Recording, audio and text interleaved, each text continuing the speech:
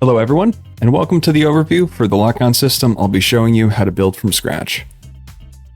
Starting with a soft lock, a widget displays over the nearest targetable actor.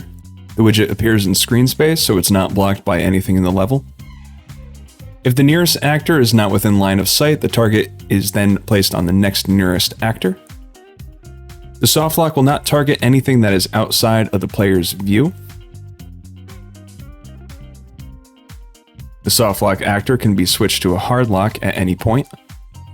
The camera focuses on the hard lock while moving, but not so strongly that the player can't rotate the camera. The hard lock can also be tab targeted to select another target without breaking the lock. Intended for the bigger enemies and bosses, the locks focus the sockets instead of the actors themselves. Tab targeting will cycle through the targets of the actor, as well as switch to another target if there's one on screen.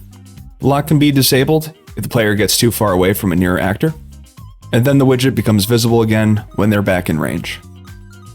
The hard lock also persists if we quickly pass an object that would break line of sight, but then becomes disabled if we break sight for too long, and then goes back to the soft lock.